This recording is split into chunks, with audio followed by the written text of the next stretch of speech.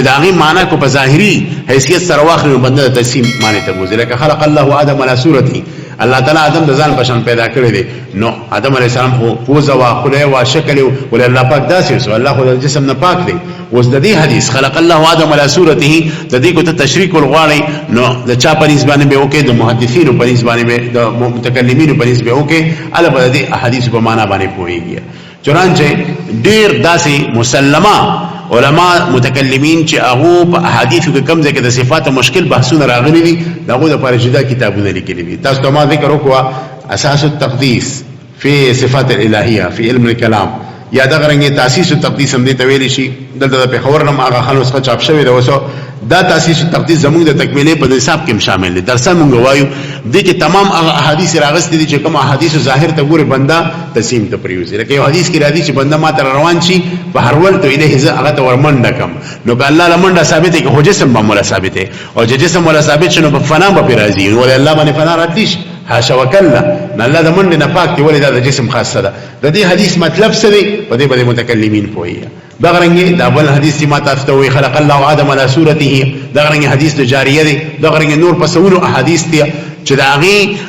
خپل باسونه امام رازی په تاسیس تقدیس کلام کتاب کې کړی دي د فشبه تشبیه کې علامه ابن جوزی سے کړی دي دریم کتاب چې په دې موضوع دی ایضاح الدلیل فی قطع حجج اهل التعطیل دا د بدر الدین ابن جماعه سے کتاب دی چې د ابن قیم سے او د ذهبی سے دوه استاد وا د په تمام هغه احادیث باس کړی دي چې د کوم احادیث ظاهر ته ګوري نو د تقسیم عقیده ته بزي تقسیم د عقیده نه ځان د بشکول د پر په دې کتابونو کې مهارت حاصل کا او زموږ دا تجربه ده چې طالب علم کله دا کتابونه ویني په دور حدیث کې سیاست کتابونه چې ویني د په حدیثو کې خاص کر د عقاید سره متعلق چې کوم حدیث دی پاږي کې به چرم اشکال لا نشي نو د دې وجنه عزتمن د محدث لپاره مو چې په علم کلام کې مهارت ضروری دي او څنګه چې جدا جدا کتابونه په دغه احادیث لیکلي شوی دي چې کم کې د علم کلام مباحث دي نو د شروع په ځمن کې په علماء باس کړي چرانچه د ټولو بهترین بحثونه په حافظ ابن حجر اسقلانی سے خپل مایاناز د بخاری شرح فتح الباری لحل صحیح البخاری کې کړی دي دا غرنګ د علامه بدر الدین رحمه الله عینی چې کوم نه کوم شرح دا عمدة القاری شرح صحیح البخاری په هغه کې دغه حدیث راوړل چې کوم کې د عقیده بحثونه دي خاص کر د بخاری شریف اخیری حصہ چې دا چې کتاب التوحید وتویل شي هغه چې تر واخلې او دغه بحثونه ته ګوره حیران بشي ورته چې دې سلو په علم کلام کې کوم دستګاه حاصله وا کوم مهارت حاصله نو محدث د علم کلام نه بغیر یو قدم هم نشي غسته لہذا هغه محدثین چې هغه په علم کلام کې ګوتې نیواله او هغه کتابونه اوري کې نغي بیا د کلامي مباحثو کې چې کومه ډېر غټ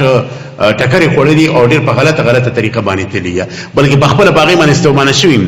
یو ډېر لوی محدث دی او دا واقعا امام بهقی سے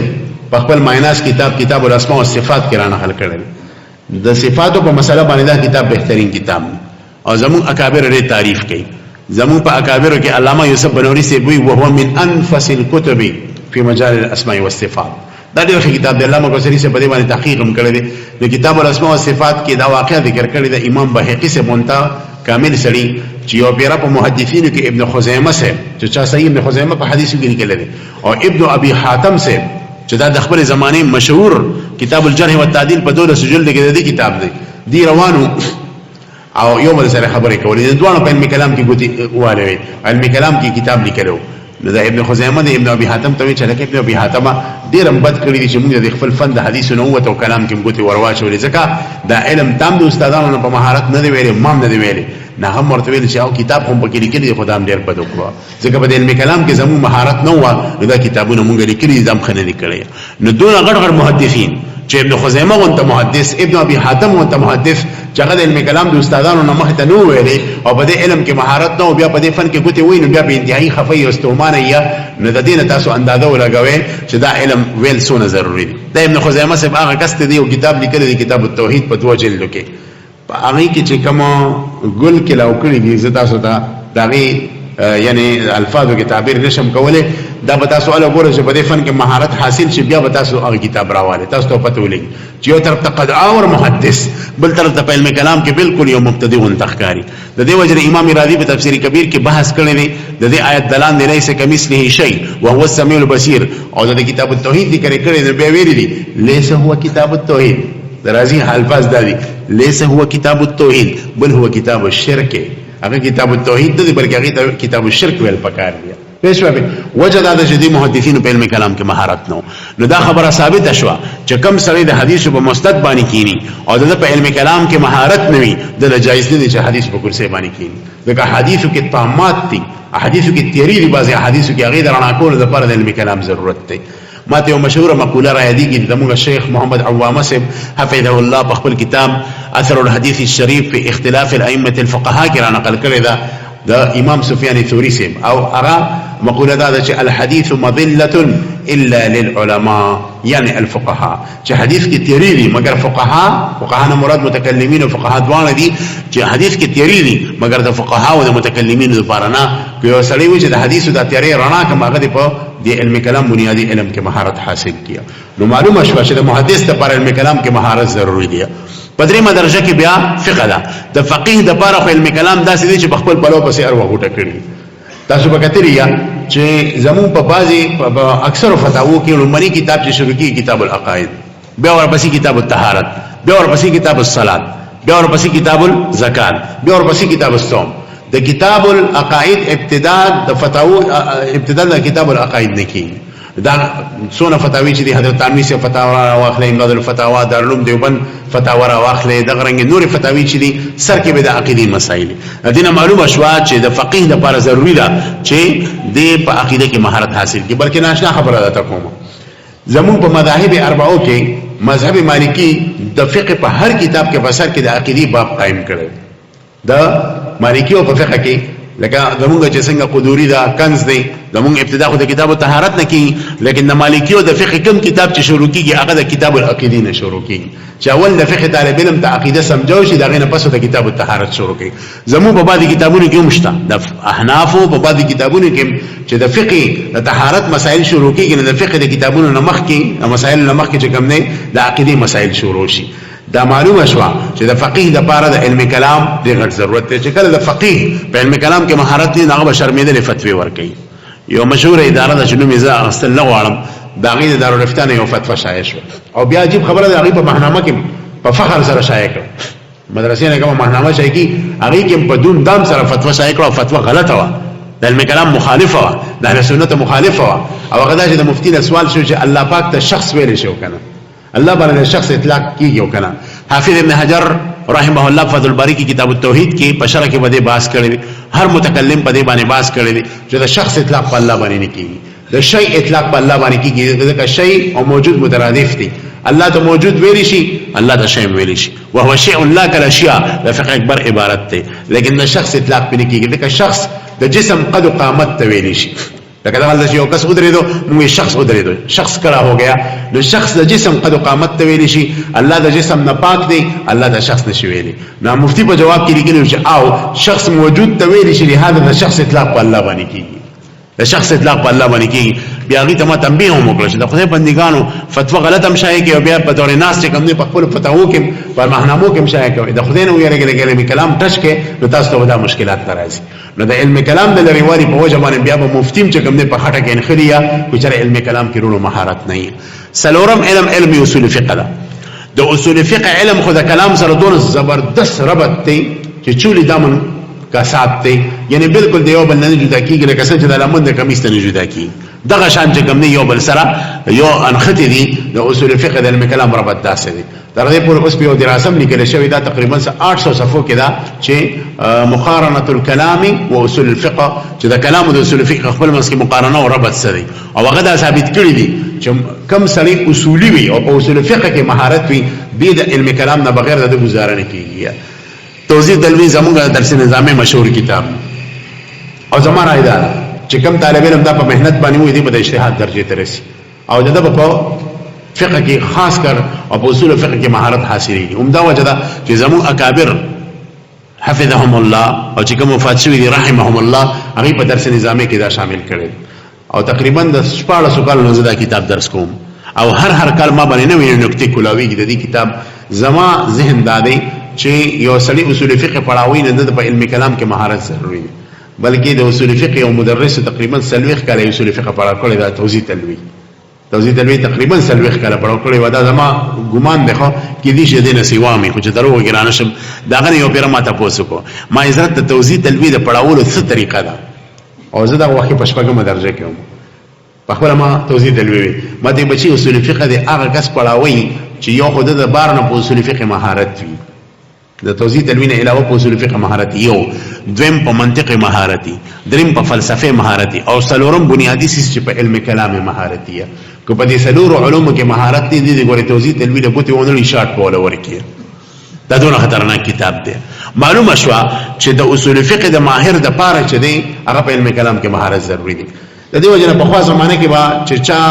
علم کلام زده کو هغه به اصول فقه خامخاص د کوله او علم اصول فقه به چې ذکر نو علم کلام به خامخاص دکو تاسو به د علماء په حالاتو کې کتلی یا چې کله د علماء تراجم او حالات ګورئ نه هغه کې لیکلي قرأ النحو على فلان قرأ القراءات على فلان قرأ التفسير على فلان وقرأ الاصلين على فلان سیویلی وقرأ الاصلين على اصلين دا تسنیه ده د اصول الدین او د اصول فقه اصول الدین مراد علم العقائد دی علم کلام او اصول فقه ده وقرأ الاصلين على فلان یعنی اصول فقه او دا غرنګ علم کلام چې د اصول الدین د یو استاد نه ویلي دی نو دا یو ځکه ذکر کولی شي دا د دې لپاره ذکر کولی شي چې دا اصول فقه د ماهر د لپاره په علم کلام کې مهارت فرض عین دی چونانچه تاسو د اصول فقه کتابونه راواخلې المحصول د امام رازی راواخلې یو قدم هم ته مخکې نشئ چې تاسو په علم کلام کې مهارت نه ته د سر د محصول امام رازی مطالعه کول نشي ابن حاجب سے مختصر راواخل د اصول فقه یو قدم هم پکې ته نشي غسته ترڅو ورشسته په علم کلام کې مهارت نه یا دا غرنګ مسلم الثبوت د امام بهاری سے راواخل چې زموږ تکمیل کې او عمومي په تکمیلونو کې پڑھاویږي نو مسلم الثبوت کې یو قدم هم مخکې نشي غسته ترڅو ورشي علم کلام کې مهارت نه یا نو معلومه شو چې د اصول فقه د ماهر د پاره چې کوم نه په علم کلام کې مهارت ضروری دی یو بل علم دا غنه بس علم تصوف علم تصوف او تشک د کلام نه عبارت دی ځکه ګوره صوفي سیر فی الله و سیر الی الله کوي د صوفي کار سي سیر فی الله و سیر الی الله د الله د ذات او صفات مباحث کوي لہذا کو د صوفي په علم کلام کې مهارت نه دل جایز دي چې په سجاده باندې کوي او سجاده نشین شي او په کرسي باندې کوي او خلکو له بیتونه ورکه به خلک خلیفګانم کوي اسی کو توبه تورات سیوا کې په معاشره کې دې څه فائدہ نشته موږ له ماهر او صوفي او ضرورت دی ماهر صوفي به چې کوم نه په علم کلام کې خامخا ماهر دی ګور تاسو ګډ د دنیا چې کوم د چوټي صوفیه دی هغه په علم کلام کې ګوره د چوټي په درجه به فایز د ټول نغټ مثال احمد سرهندی مجدد الفسانی صاحب دی دغه مکتوبات امام ربانی را واخلې چې دا تصوف جاله دا را واخلې کو دی یو طرف ته د تصوف امام نه نو د په دې مکتوبات امام ربانی کې دون د علم کلام مسائل چیړلې دي چې زه اکثر مرګرو د داوی موضوع پر دې کې چاکار پدې نه کړ د کار ضرورت ته په چې د مکتوبات امام ربانی دا هغه خطونه را جدا کی هغه مکتوبات را جدا کی چې په کوم کې د اصول دین او دغه علم کلام مسائل ورغ دفتر به جوړ شي د عقیدی یو کتاب به جوړ شي د عقیدی یو کتاب زما مخې د دې وخت یو ډیر غټ صوفي دا کتاب پروت دی تاسو وینئ مولانا خالد النقشبندی دا د امام شامی سے پیرو علامه شامی چې دی ابن عابدین شامی دغه پیرو او د تصوف زموږ د هندستان نه تللی دی شیخ غلام علی صاحب رحمه الله دغه تصوف غسته دی دا د شام د ترکی مایا ناز محقق مایا ناز متکلم مایا ناز صوفی د دراسه چې کوم لیکل شوی دا نو دا په دې معنی لیکل د علم عقیده کې سم مهارت او په تصوف کې څه قرباني دي کتاب نوم دی چې الوارث المحمدي المرشد الكبير مولانا خالد النقشبندي المجددي حياته وجهوده العلميه ودراسه لآرائه العقديه یعنی دې په عقیده کې چې کوم آراء او کوم اجتهادات دغه بحث ته پدې کې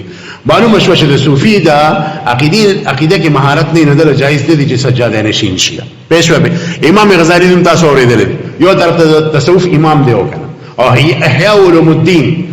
احیاء علوم الدین د داسې کتاب دی چې دا تصوف جاله بالکل د تصوف ځان نه یو دنیا ده تاسو احیاء علوم الدین راواخلئ حیران بشئ په سر کې د تصوف د کتاب شروع کیږي د امام غزالی یو کتاب اخذ پکې او رساله پکې اخذ قواعد العقائد سنمه قواعد العقائد او قواعد العقائد دا د عقیدې دون نفیس دون مزیدار او پوس کتاب دی چې ځان د قواعد العقائد رساله بیا علماء راغسته ده او په دې ځان نشری لیکلي دي چنانچه علامه زروق پاسی په شرح لیکلی ده علامه شروانی په شرح لیکلی ده لوی خلق صرف داخلي په کتاب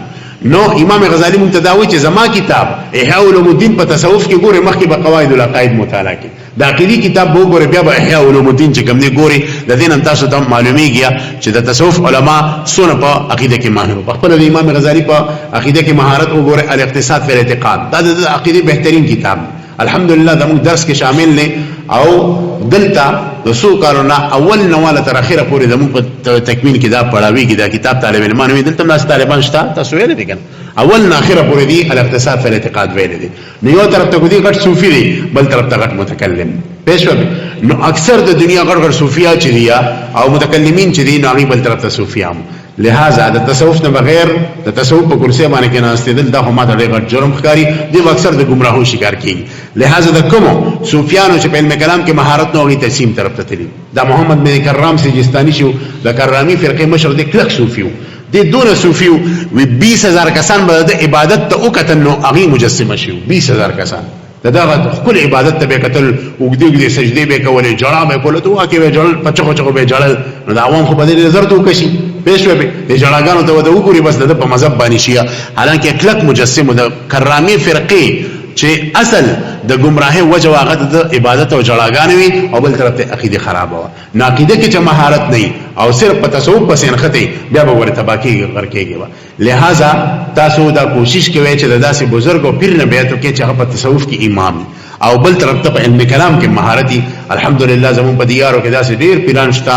ډیر نه تاسو بیعت هم کړی یا هغه په خپل ځای حیثیت مسلم دی خو چې کله تاسو پیر ورکوي نو داسې پیر پکې ګورئ چې یو طرف ته الله والی او بل طرف ته په علم کلام کې ماهر یا او زه وایم چې دا کوم پیر د علم کلام نه ماهر او اسف د تصوف په کرسي کې یو غټ پکړې او غټ جوغه چې د خپل نه څخه کته راولې پېښه دا امت له دوکه ورکی امت تباکیه دا ورته کنه امت د گمراهی کړي ته اچي لہذا د علم کلام مهارت انتهایی ضروری دي نشپغم علم چې دی د علم تصوف ته پنځم علم چې علم کلام ته محتاج دی دا پنځم علوم چې علم کلام ته محتاج شو نو علم کلام رئیس العلوم شو دا تشریح وا د امام عبدالعزیز فلحاری سے دغه قول چې کوم په نبراس کې کړی دی کتاب تلاش قاری سے بوائیں علم کلام رئیس العلوم عبدالعزیز فلحاری رحمہ اللہ نے نبراس میں لکھا ہے کہ علوم کی 2 قسمیں ہیں نمبر 1 علوم عالیہ مثلا منطق صرف نحو وغیرہ نمبر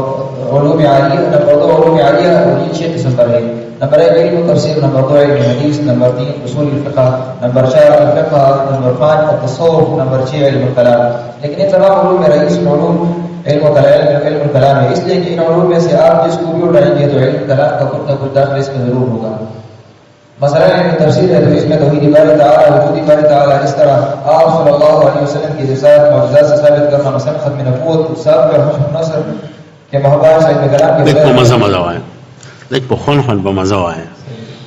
اردو والے چې اردو وایي کنه لکه ته موږ ته یو قصه بیانې ته زمونږ نیای موږ ته د وسیله دا نیاګانې چې نو وسوته کله قصه وایي انسان په خون خونی وته وایي خون پکې پیدا کا ساده چلو اسی طرح حدیث مبارکہ میں بعض حدیث ایسی ہے جو عقیدہ اور صفات متشابہات کے ساتھ تعلق رکھتی ہے اگر یہ ظاہر پر عمل کیا جائے تو آدمی تجسیم و تشبیہ کے گڑھے میں جا گرتا ہے تو علم کلام کے ذریعے سے حدیث کو حل کیا جاتا ہے چنانچہ اس سلسلے میں ہمارے اسلام نے مختلف کتابیں لکھی ہیں مثلا امام ابو الفرج در هذا پس فتح ده او امام ابو الفرج ابن جوزی رحمه الله نے جوزی دا جیم فتحی سره ده جوزی بنوای ها جوزی جی مثلا امام ابو الفرج ابن الجوزي رحمه الله نے نشر التشبيه بأكف التنزيل ده كف جمع ده تليته وي كنا چلو بأكف التنزيل یہ اس میں تقریبا 60 حدیث و صفات ذکر کی ہیں اور پھر ان کا حل علم کلام کی روشنی میں کیا ہے اس طرح امام رازی رحمہ اللہ نے اساس التخصیص لکھی ہے اور یہ ایک بہترین کتاب ہے کہ علامہ زاہد بخاری رحمہ اللہ نے لکھا ہے کہ ينبغي يقرأ بمعنى السهل یعنی یہ کتاب اس لائق ہے کہ آپ ضرب پر لکھی جائے اس طرح بدر الدین ابن جماعہ رحمہ اللہ نے جو علامہ صاحب رحمہ اللہ ابن قیم رحمہ اللہ کے اساتذہ میں سے ہے انہوں نے ایضاح الدلیل بقطع حجج اهل التعطیل لکھی ہے دام پدې فن باندې بهترین کتاب دی پدې درې وانه کتابونه کې د حضرات کمال لا کړی دی چې اول خو د قران کریم هغه مشهور آیتونه راغستې دي چې د کوم آیتونو ظاهر باندې کو بنده عملو کې نو بنده به د تقسیم عقیدی تفریوزی لکه بل یده مبسوطتان اوس کې وسړی وی د الله زمون په شان لاس کې خدا هو مجسم شو د تبای کړي ته پریوتو بل یده مبسوطتان د دې آیت د علم کلام پرانا کې څه مطلب د مخ کې روانم دی نو هغه په دې باندې دغه آیتونه باندې باس کړي بیا چې د آیتونو ولا د درې ولا کتابونو فارغ شوی د آیتونو بیا په احادیث باندې احادیث او صفات باندې باس کړي نو دا درې کتابونه چې کوم طالب علم مطالعه کوي ته په دا فائدہ وشي چې په تفسیر کې بیا د مشکلات ناراضي او دا رنګ بیا مو د حدیث په کتابونو کې مشکلات ناراضي. چلو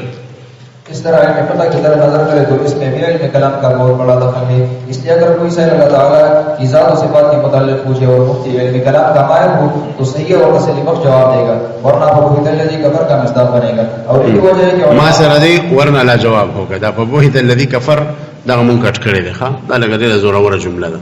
نو ورنه لا جواب ہوگا ښا تاسو ډول په خوانه نو سره دا نه وي تاسو په کار. چلو مولانا جواز صاحب ناس ته هغه د موجوده تغیرات پکې وکړه نو دای په کړی دي. چلو اور یہی وجہ ہے کہ ہمارے علماء متقدمین کے اکثر متوجہات کتاب العقائد سے شروع ہوئے. ہاں اس کے بعد اصول یعنی حضرت تانوی سے امداد الفتاوا و تمایناز فتاوا را واخله دارالعلوم دیوبند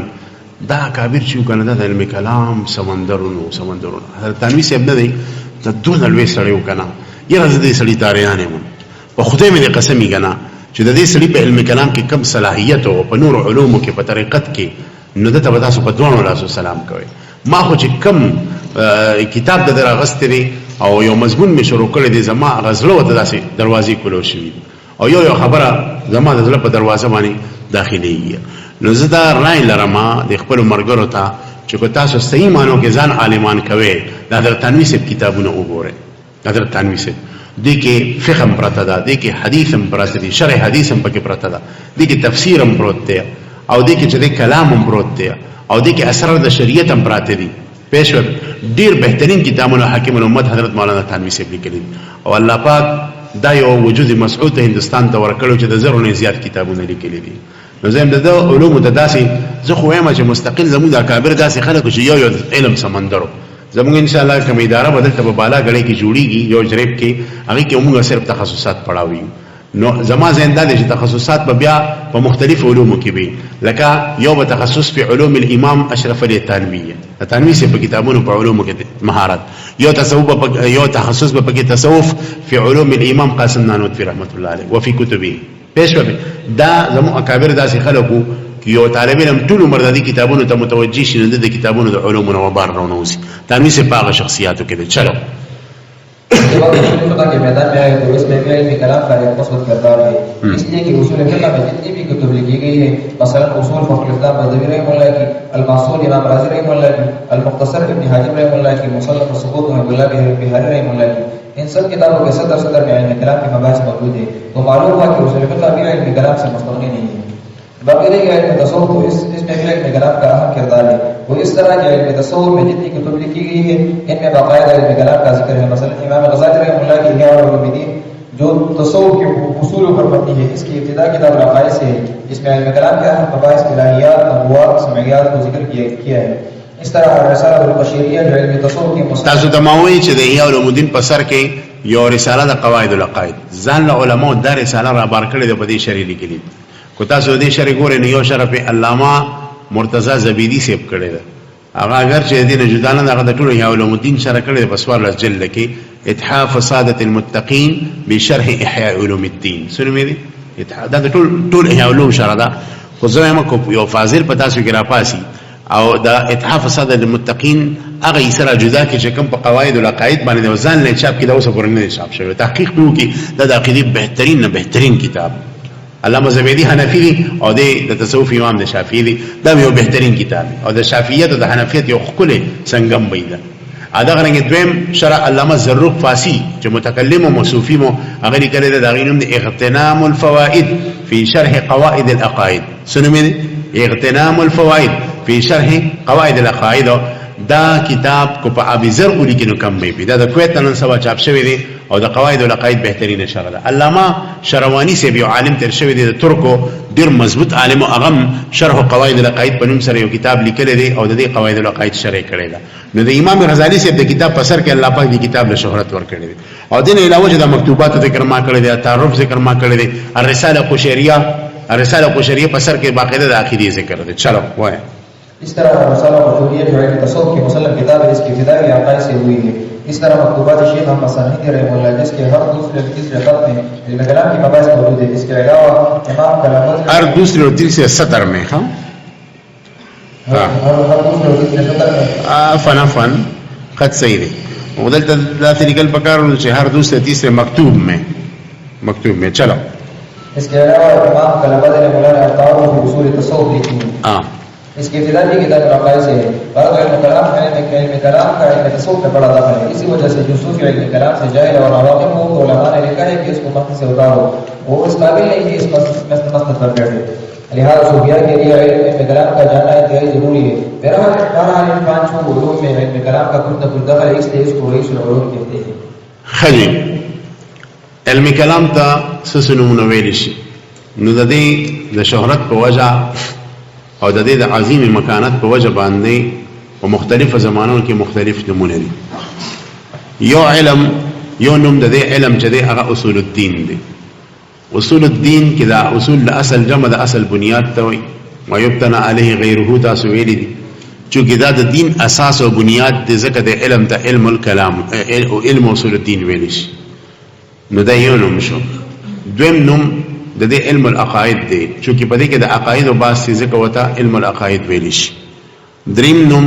د دې علم التوحید و صفات دی او د علم د علم التوحید و صفات ځکه وي چې دې کې د زیات د توحید او د صفات او باس یعنی بل طرف ته کو دیتا دې کې د سمیات او د آخرت او د عذاب قبر او د نعیم قبر ذکر دی، د رسالت ذکر دی، خو غالب په چې د توحید او صفات دا اشرف هم دی. نو په دې اشرف نوم زردا مشهور شوی دی علم التوحید و صفات. بل نوم د دې علم معدن العلوم دی. معدن العلوم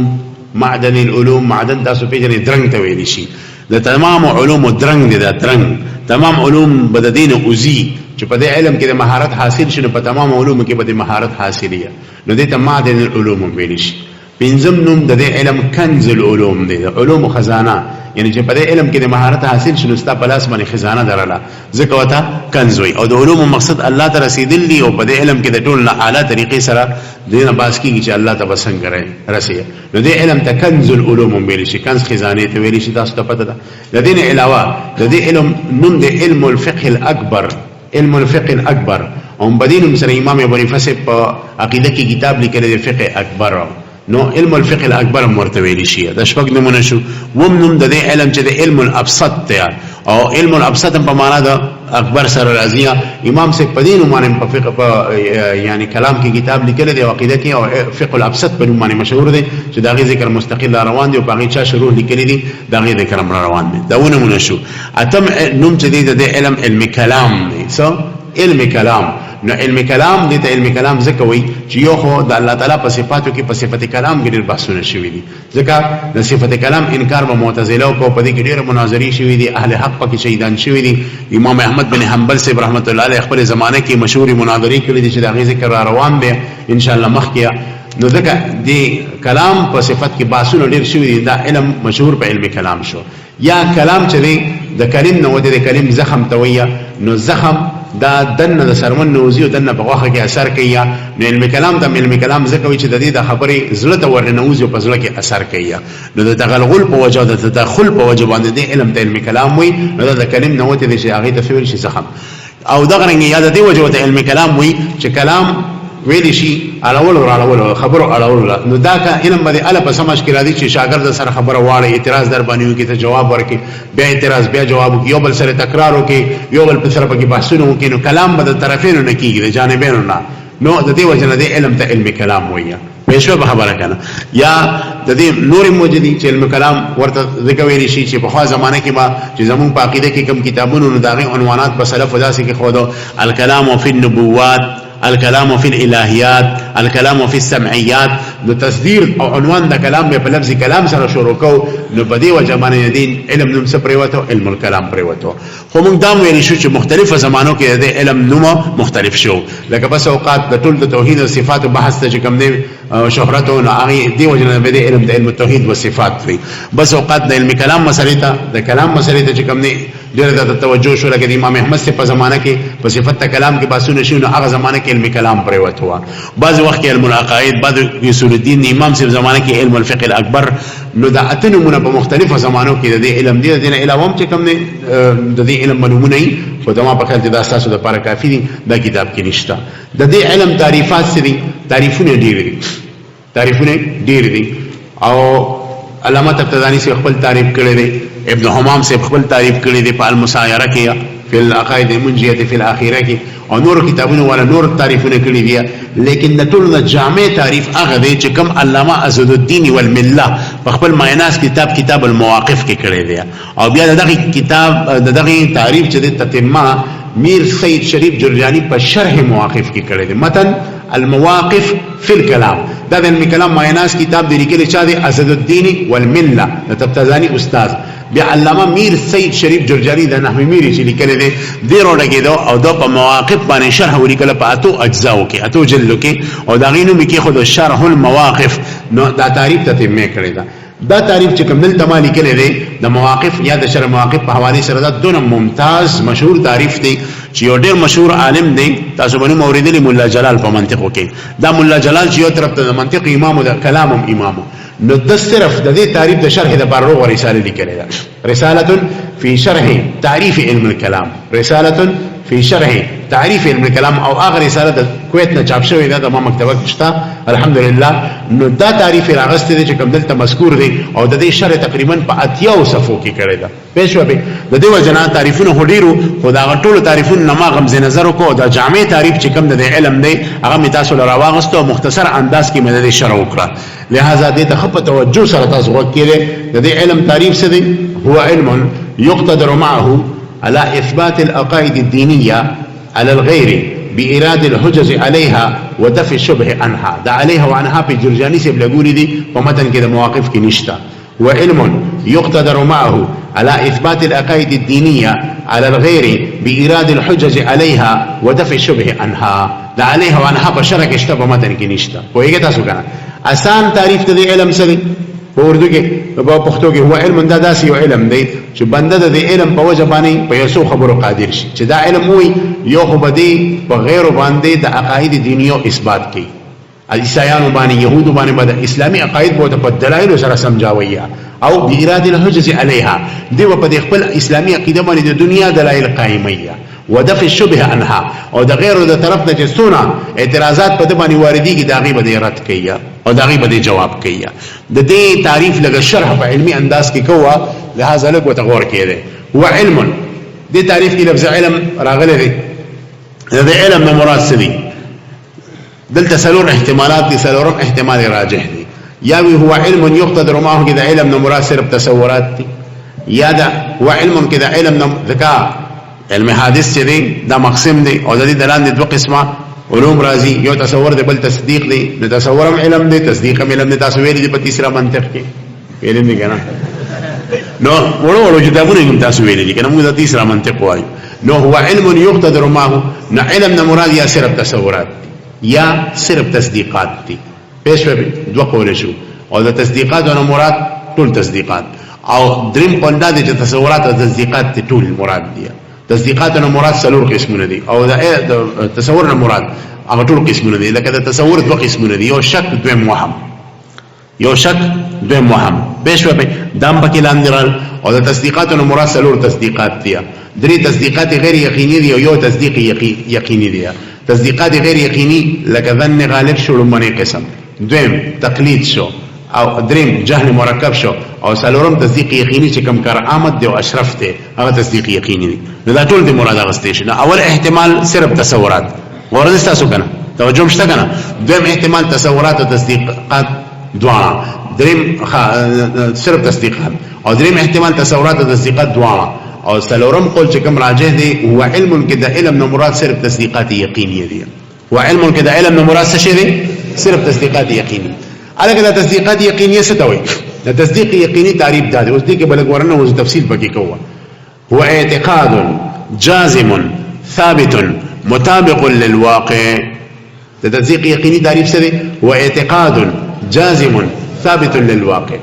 دا تعریف دا څه دی چې په دې کې قیود احترازیه لګیدلې نو چې کوم تصدیقات غیر یقیني دي او تصورات ته غیر استدي هو اعتقاد لچوي دي قیصرته تصورات وباسه لکه اعتقاد کې تصورات نشلېږي هو اعتقاد ان ثلاثه باطل تصورات جازم سره ظن غالب وباسو ظن غالب تصدیق دی خدا تصدیق غیر یقیني وي سلام خو مې نه کنه علماء خو نه یادم طالبان یادم کنه ادا سي خالي ذهن راته ناسي پېښ مالا ګوري مضبوط مليان پکار دي کسکر مليان والا پکار دي چې د اسلام خطرې سره دفاع کوي ښا پېښ به کم سړی چې معقولات نی ویلي دی ګورې ټول عمر باندې بالغ دي دا نه اجازه عالم جوړ شي پېښ دا د اردو شرح چې څوک ګوري کنه اردو شرح باندې پروت دی بیا پټی کې نه پوي تاسو ور دي کنه لہذا لومبني قسم چې دی هغه اعتقاد سره تصورات وته جازم سره ظن غالب وته ثابت سره تقلید وته ځکه په تقلید کې تثبت نه پېښ به کنه او په ظن غالب کې جزم نه هو اعتقاد جازم قید سره ظن غالب وته او ظن غالب دي ته چې یو کار دی کړی هغه کې 70% ذهن دای جدا کړی دی او 30% پکې دای جدا نه کړی پېښ به دا ظن غالب دی او ثابت سره تقلید وته تقلید هغه تصدیق دی چې په تشکیک د مشکک سره ظاهر کی لکه دا غي مثال آسان طریقې سره مثال دا دی چې مجسم را پاسي هغه الله پاک له جهات ثابت دی الکه دا ولې ثابت دی ما ته خپل محلي امام ویلی و او هغه د مجسمه په عقیده چې الله پاک له جهات ثابت دی ته کینې چې ګوره جهات کم ذات له ثابت شي نو هغه له حدوث ثابت دی او که الله له حدوث ثابت شي په الله به فنا راځي لہذا الله پاک د جهات نه پاک دی هغه ته په دې باندې نقلي دلیل کا سره څه دی تو ورته وایي د قران آیات ليس كمثله شيء وهو السميع البصير الله پاک د برکو جهات ثابت شي نو بیا به د اشیاء او بشان شي والله په قران کې وی چې ليس كمثله شيء نه الله د جهات د مکان او د زمان نه پاک دی پېښ نو هغه په ذهن کې به خبر راشي او هو دا خبره هم ته غلطه ویلې ته هم ته د قران او د حدیث د خبره سمجھو کړه بس ددن نه پس زما عقیده دی چې الله پر جهات نشته پېښ به دا د تقلید کړو او تقلید په تشکیک د مشکک سره ځای لکېږي نو په دې کې تثبت نه یا هو اعتقاد جازم ثابت په قید سره ثبوت او تقلید وته پېښ به مطابق للواقع سره جهل مرکب وت جهل مرکب دي ته وي چې وسلی نه پوي او خپل نه پوي باندې نه پوي جهل مرکب متذکر اجازه یو بل لپاسه جهل له یو هغه سړي چې ځان ته نه پوي مې راځنه پويګم دا جهل بسيط دی واقع شې نه پويګم د خپل نه پوي اعتراف وکړو یو جهل مرکب دی چې نه پوي په خپل نه پوي باندې نه پوي دا جهل مرکب پېښ به او جهل مرکب هغه چې د خارج سره مطابق نه د خارج سره مطابق نه پېښ به کنه لکه یو مرګري ماته ویا چې د دې مدرسې نه څنګه بار شي مخ ته یو غټ غر دی کې ټو غردل ته ولاړل پېښ به او زه د په خبره باندې یقین وکما نو زه په جهل مرکب کې مبتلا شم پېښ او زه په دې کې مولانا رومان صاحب سره او مولانا صاحب سره مناظره کوم چې نه د مدرسې نه بار شي کې ټو غر دی پېښ به نو دا د جهل مرکب کې مبتلا نو خپل نه پوي باندې نه پويدل دا جهل مرکب دی دا نو تصدیق یو قسم دی ارزل لہذا هو اعتقاد جازم ثابت مطابق للواقع سره جهل مرکب وته نو چې کله دا درې ونه قیود احترازیو پکیا نو هو اعتقاد بجازم سره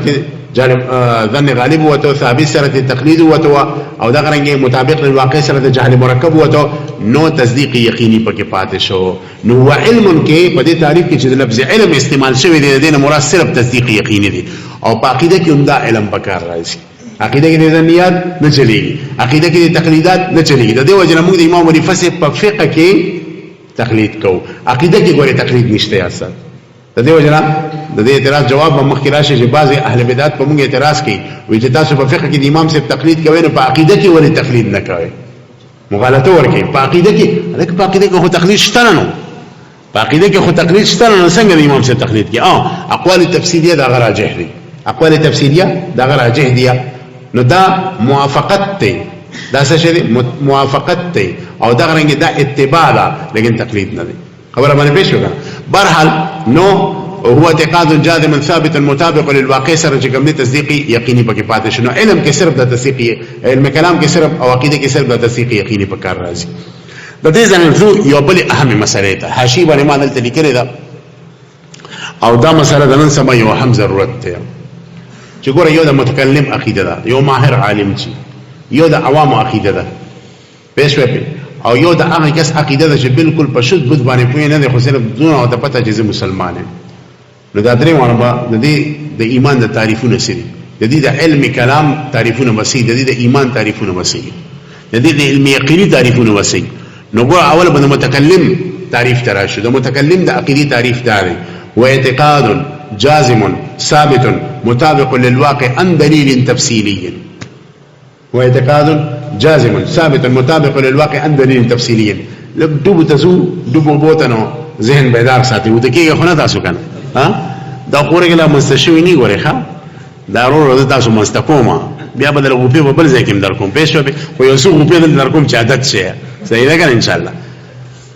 علم ویلی شي د عمق ده علم وسط نشي ویلی علم جوړتیا ته ویلی شي چې علم ستا جوړی سونه نو دونه مت مضبوط عالم پېښ به نو دا خبره دې په غور سره اورېخه د متکلم عالم د عقیدی تعریف ده عن دلیل تفسیری هو اعتقاد جازم ثابت مطابق عن دلیل تفسیری دا عن دلیل تفسیری ستوي او دا تعریف د عقیده او د علم د متکلم عالم شو یا ساته دلیل تفسیری ستوي دلیل تفسیری کې دوه شروط ضروري دي او دا دوه شروط په کې په یو ځای موجودي کو په دوه شروطو کې یو شرط راغی نو دا به بیا دلیل تفسیری پاتې نشي دا به دلیل اجمالی پېښ وي لومبني شرط دی چې حامل د دلیل تفسیری به هغه چې دی په خپل عقاید باندې ډیر زیات دلایل ورکول شي د یو عیسائی راغی او عیسائی چې ماته الله تعالی وجود ثابت کوي تیست دی نو د الله تعالی په وجود باندې یو دلیل شروع کی دویم شروع کی درې شروع کی څلورم کو دغه پسونو دلایل مطالبه کولی شي چې پسونو دلایل د الله په وجود باندې قائمول شي پېښ وي نو چې خپل عقیده په احسنی طریقې سره په دلایل نقلیو عقلیو او په دلایل عقلیو قطعیو باندې ثابتول شي د حامل دلیل تفصیلی د یو جز دی پېښ وي کنه جمع دا چې د په دې عقیده باندې کوم اعتراضات واردي د په عقیده باندې کوم اعتراضات واردي کوي تیست هو اسی نه راغلي اب شو اثر بشبي اپزین کې مشکالاتي دا پزین کې خبريه نو پتا من یو شوب واردي دویم اعتراض چې الله وجود څنګه ثابت دی ماته دا اعتراض دی بدايه اعتراض دی نو ته دا یو دلیل جواب د دویم دلیل جواب د دریم دلیل جواب د څلورم دلیل جواب د پنځم دلیل جواب او تمام شوبي ولا تسنس کې لکه دروغي پېښ وي نو د متکلم نه دویمه دا چې دی به د مخالف ته شوبو جواب ورکړي نو کله چې متکلم په د دوه شرایط پکې راشي یو په خپل د عقیده باندې دلایل قائمول شي او دویم د تمام شوبو اعتراضونو او د اعتراضونو جواب ورکول شي دا حامل د دلیل تفصیلی دی او دا د عالم متکلم نه لہذا کو چردت دا حیثیت نه حاصل د متکلم اسلام مو وایي ګره ځان نه څوک متکلم اسلام کړی دی تاسو پلان کې متکلم اسلام ذهن متکلم مولانا زم حیران جو بده خبره تاسو بده نه ارچا ته متکلم اسلام وایي دا متکلم اسلام د علم کلام صدا سي د نور او خیرات نه شهر سړی په تمټه ورنالي ورځي وي پېښه علم کلام کې مهارت حاصل کې بیا د خلک متکلم اسلام وایي کنه او مفتي کې متکلم ما د یو کس ته تاسو کو ما تاسو دې پلان کې ویلاته د متکلم اسلام وایي دا وته ولي وایي ځکه چې المتکلم اسلام د کلام ماهر ته وایي دغه شرقاید اجازه نه پړاو کړی شرقاید قدر کتاب چې د فن ابتداییاتو کې دي نو مقاصد به څنګه مطالعه کړی مواقف به څنګه مطالعه کړی افکار او افکار به څنګه مطالعه کړی درایت العقول به څنګه مطالعه کړی او شرح الصحائف به څنګه مطالعه کړی او اشارات المرام به څنګه مطالعه کړی د دې کتابونو خو خبره نه څنګه متکلم اسلام ما دې د په لغوي معنی کې د اسلام نه طرف د کلام کې خبرې کوي وې دې تقریر ډېر ښه کې ځکه د موږ متکلم اسلام وایي لغوي معنی کې متکلم خبرو کوونکی ته وایي ما دا تاسو اوس نوې بدعي اصطلاح جوړ کړه چې متکلم اسلام دې ته په لغوي معنی کې متکلم اسلام کې ودا دوه شرایط نو د متکلم اسلام د عقیده تعریف څه شو هو اعتقاد جازم ثابت مطابق للواقع عن دلیل تفصیلی او ګوره د تعریف کې وته اشاره شوې ده هو علم يقتدر معه على اثبات العقائد الدينيه على الغير بإيراد الحجج عليها فخپل عقیده و دلایل قائمي ودفع الشبه عنها د عقیده چې کوم شبهه واردی کی دا شبهه با ردم کوي پېښ وکړه لہذا دا د متکلم د عقیده تعریف را به شو دویم تعریف ته د عامی د عقیده تعریف د عامی د عقیده تعریف ته عام مسلمانان چی نو دا حامل د دلایل اجمالی وي زمیداران شو زموږ د کلو خلک شو د مردان د پاکستان خلک دا مسلمانان دي بهترین خو دا حامل د دلایل اجمالی وي د دلایل تفصیلیو چې کوم د عالم متکلم وظیفه ده هغه دې سره نشته دلیل اجمالی څه ته وایي دلیل اجمالی زدا ست دوه تعبیر کوم یو تعبیر ته دا دی چې په دې دوه دلایلو کې یو دلیل د سره نه یعنی دې ګدنه څوک تاسو کې چې ستا په عقیده تاسو سره دلیل لیا نو هغه تاسو په خپل عقیده باندې جوابونه درکول شي دلایل قائمول شي او چې پتا باندې اعتراضونه وکیا نو بیا به جواب نشي ورکول یعنی اعتراضونو جواب نشي ورکول د شبو جواب نشي ورکول او دلایل په قائمول شي نو یو شرط ته دویم نشته یا داسې وای چې هغه خپل عقیده باندې دلایل خو نشي قائمولې لیکن د په دغه عقیده چې د دلایل نه معلوم چې څوک په شوبې واردې کې اعتراضات کوي دغه شوبو جواب ورکول شي نو په دې دوه دلایلو کې چې د یو دلیل حامل یا نو دا حامل د دلیل اجمالی شو پېښ په دا یو تعبیر دی او دویم تعبیر دا څه دی چې اکثر بدی په علمی انداز کې په خپل عقیده باندې دلیل نشي قائمول په عامي انداز کې لکه دلته زموږ زمیداران ډوډم ناست نو چې دی له تلار شاته تاسو کې چې ته چې الله پاک قادر دی د الله د قدرت څخه دلیل دی په خپل ساده جبه کې وته چې ما ته په ساده د غنم د دانو ورځو په دې خورو کې پټکا په دې وچه دانه کې د شین بوټي استاپلار روخي جوس دا خو دې روخي جو پېښ او د الله تعالی د صفت قدرت اعتراف ته خو په عامي انداز کې دوه کسان چې لګیای ماشومان ته تاسو سوچو کې ماشومان تاسو دا پټي پټي خبرې خو کوي زمانه خو پټوي خو خدای خو ویني کنه وای کنه دا د الله تعالی د صفت بصر اعتراف دی دا پټي پټي خبرې کوي تاسو ګورئ پټي کې کنه الله خو اوري کنه دا د الله تعالی د صفت سمع اعتراف دی یا الله خو کوي کنه دا د الله تعالی د صفت علم اعتراف دی عامي انداز کې نداسه قسم خلکو تسوي داسې قسم خلکو ته حامل د دلایل اجمالیه وي پېښ به کنه نو د عقیدی تعریف بدای و اعتقاد جازم ثابت مطابق للواقع عن دلیل اجمالی خبر باندې پېښ وکنه دا خود وشو او دا دوه د دلایل حامل دي دریم کس چې هغه ته مقلد عامی وي عامی مقلد مسلمان ایا دی مسلمان یو کنه او د دې مثال بسې د دې مثال دا دی چې د سره په خپل عقیده نه دلایل تفصیلی شته نه په دلایل اجمالی شته لکه دې نه تبلیغي جماعت لاړو امریکا ته او ګرځیدل د تبلیغ ولا مرګري چې غیر دیار تملار شي د کافر نه مخکې مسلمانانو ګوري چې دې ټیک کړو بیا به کافر سره ګورو نو یو کس وته معلوم شو د محله کې یو کس د غنو ابراهیم دی لکه دا خو مسلمان ښکاری ګش کې ورپسې لاړ روزه ابراهیم څنګه شراب او نشه کړی د سترګې په پټي ساسرم نه ابراهیم ته مسلمان او جزء خو مسلمان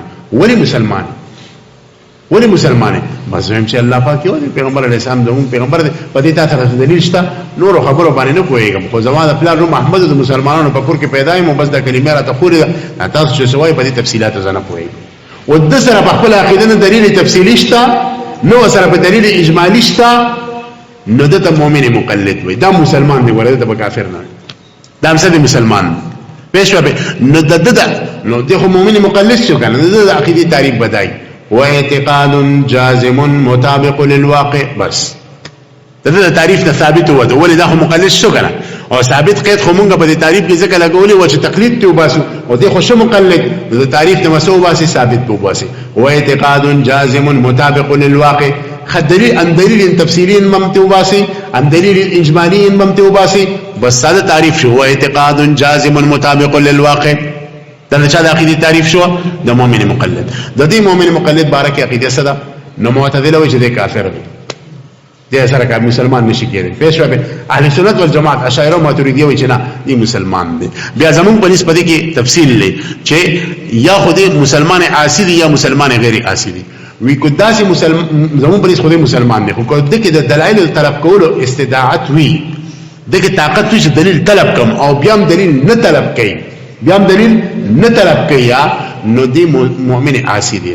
مؤمن خو دی خو ګناګار دی په دې دلیل نه طلب کولو او کو چری دی داسې مسلمانی مقلد مؤمنی چې بالکل دغه د دلیل طلب کولو استعداد نشته دلیل د سره طلب دون غوړ منګي دی چې بس وبته به ساس کی بلیټینګي پېښو دي دا سوچم نشي کولی چې دا دونه غټه الله پیدا کړی دا د نور چې روخي چې بیا پریوزي د اسمانونو چا ودرونی دا سوچ دونه موټه ذهني پېښو کې نو دا مؤمن غیر عاصی دی یعنی دا هغه ځای چې جهل دله فائدہ ورکړي تاسو باورې جهل په ارده کې سړي نقصان ورکړي کنه لیکن دې ځکه فائدہ ورکړه ځکه علما فرمایي چې دغه استعداد د دلیل د طلب کول شته د دلیل طلب نکو نو دې مؤمن دی خو عاصی دی ولی دغه استعداد شته دلیل طلب نکو بخپل عقیده او چې کم کې دونه موټه ذهني چې دلیل نشي طلب کولای نو دا مؤمن دی خو غیر عاصی دی دا مؤمن دی خو غیر عاصی دی پېښ وبه نو د دې مؤمن مقلد د ایمان تعریف بدای او د عقیده او اعتقاد جازم مطابق للواقع دا درې قسمه مسلمانان شو یو مؤمن متکلم شو چې عالم ماهر دویم مؤمن عامی شو او درې مؤمن مقلد شو پېښ وبه دا تعریفونه واستاسو په هر کتاب کې پکار راځي او دا درې وانه قسم مسلمانان یو اعلی قسم دی یا اوسط قسم دی بل ادنا قسم دی خبره باندې پوهیږئ کنه هو یقتدر معه کو تاسو خیالو کې بدلته دا به ولې نه ویل هو یقتدر به په تعریف کې ویل هو یقتدر معه نو به به ویلو وی دی به نه ویلو کې دوه وجه یو اهم وجه دا توجه غواړم تاسو چې کو به ویل نو با د سبب حقيقي د پر راځي او سبب حقيقي دا مؤثر حقيقي ته ویل شي او باشیو کې مؤثر حقيقي سوزول نه کوي اصل کې سوزون کې څوک دی الله دی خلق د سوزول الله وکي ور صرف سبب دی سترګ لیدل نه کوي سترګ صرف د لیدلو سبب دی چې ته چاته وګوره هغه ته تخکاري شي دا الله پاک ته تخکاري خلق د مرئی الله ته وکي دا د اهل سنت والجماعت عقیده دا او مؤثر حقيقي صرف الله د تاثیر د مسلې ذکر مخکې روان دي البته د تفصیل سره تاسو کولو کوم پېښه به ان شاء الله او دا ډېر رحمه مسله ده په دې وتاسو کم از کم یو 200 شوبې ختم شي د تفصیل سره ان شاء الله تاسو نو چونکه با د تاثیر حقيقي د پر راضي او با د سبب حقيقي د پر راضي او هغه مؤثر حقيقي او چونکه د علم د دین مو بیا دا معنا روزي چې د علم کلام د مؤثر حقيقي دی په ایراد د شبو کې په دفع د شبو کې په ایراد د حجج کې په دفع د شبو کې حالانکه دا خبره غلطه ده علم کلام خو مستحدث علم نه دلایل خو موږ جوړ کړی دي پېښه وکړه بعضی دلایل خو موږ جوړ کړی مؤثر حقيقي خو صرف الله دی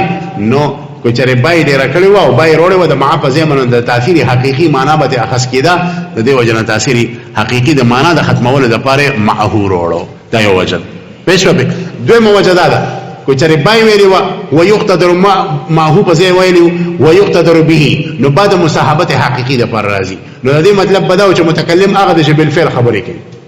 بعد مصاحبت حقيقي د پر شوا او د مصاحبت حقيقي مطلب دا چې هر وخت ته خبرې کوي د علم کلام ته متکلمي خو چې چف شوي ته متکلم نه حالانکه دا څنګه ده متکلم خو هغه ته مو چې پروړ باندې ګرځي د پړي په پوله باندې روان د علم کلام کې مهارت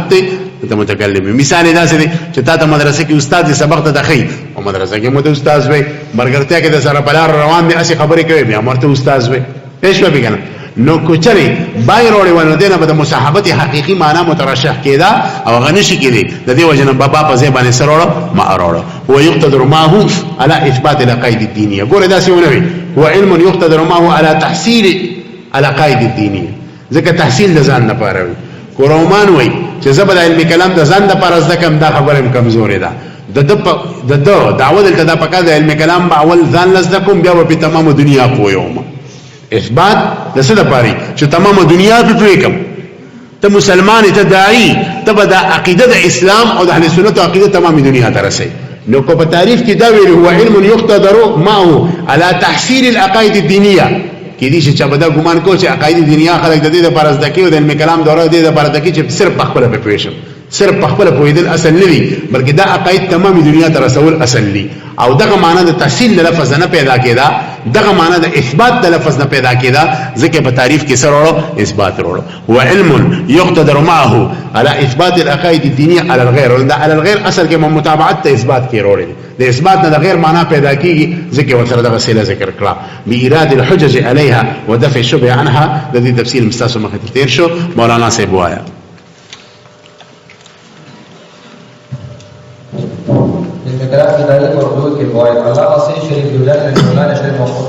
دا جرجانی هغه سړی دی چې دا نه همیر لري خو تاسو صرف په نه همیر مو دوکه کېږي دا د علم یو سمندرو